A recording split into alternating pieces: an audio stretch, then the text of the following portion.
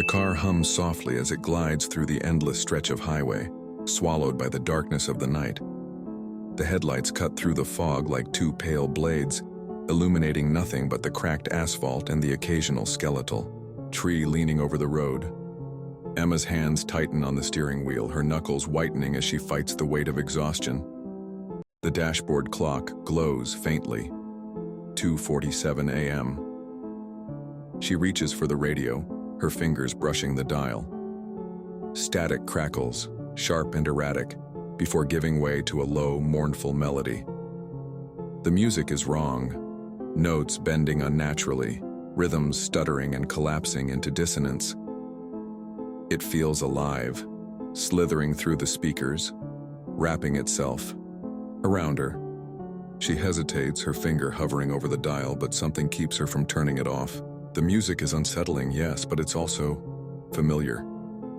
The melody fades, replaced by a deep, resonant voice that seems to rise from the very depths of the static. Good evening, lonely traveler. Isn't it strange how the night stretches on? How the road seems to go nowhere and everywhere and all at once? Emma's breath catches. The voice is calm, but there's something beneath it, something cold and calculating. She glances at the radio, her reflection faint in the darkened glass. You've been driving for so long, haven't you, Emma? Running from something, or someone. But the past has a way of catching up, doesn't it? Her heart pounds.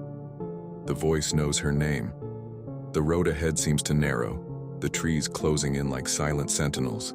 The DJ continues, his words dripping with an eerie intimacy. Do you remember the old house on Willow Lane? The one with the broken swing in the yard? You used to sit there, didn't you? Watching the world go by, waiting for someone who never came. Emma's hands tremble on the wheel. The memory surfaces unbidden, a childhood home she hasn't thought of in years. The swing, rusted and creaking in the wind. The empty driveway. The silence. Turn left at the next intersection, Emma. It's time to go back. The words are a command, not a suggestion. The music returns louder now, a cacophony of twisted strings and hollow drums.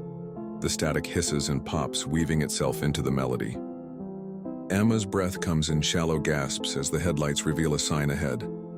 Willow Lane, 1 mile. She doesn't want to turn. She doesn't want to go back.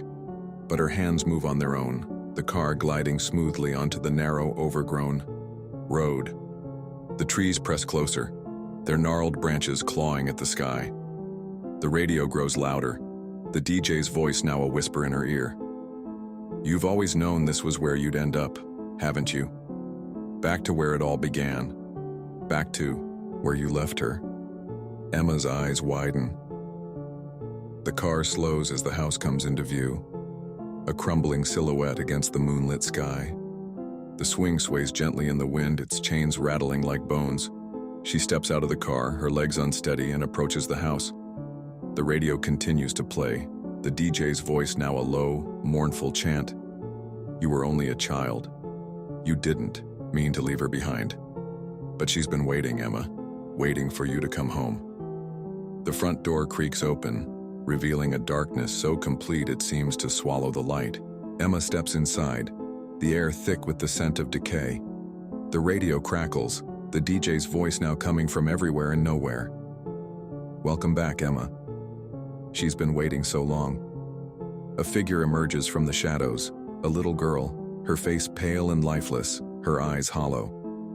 She reaches out, her small hand cold as it brushes Emma's. The radio falls silent, the static fading into a deafening quiet. And then, the DJ's final words, whispered like a secret.